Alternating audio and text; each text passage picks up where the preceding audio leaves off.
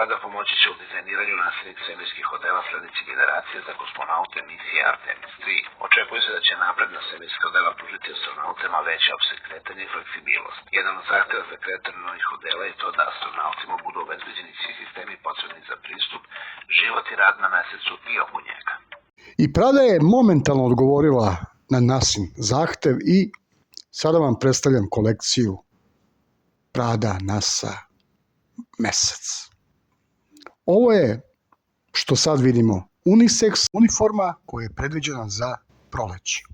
Ovo je letnja večernja haljina, bit će romantično gore. Ovo je jesenja kolekcija, dok sad vidimo zimsku.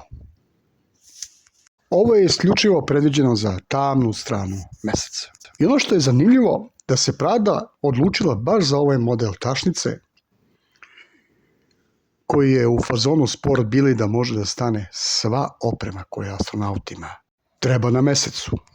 I naravno, ni NASA ni Prada ne bi bili oni što jesu da nemaju neku svoju tajnu.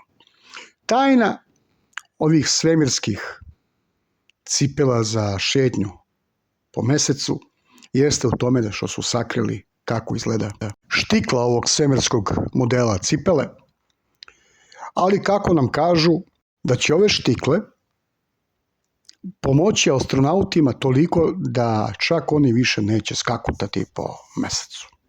I posle ovakvih vesti ja moram da odem do svog šteka, da napravim jednu spravu i da se malo opustim. To bi bilo sve od mene za ovaj put. Želim vam sve najbolje.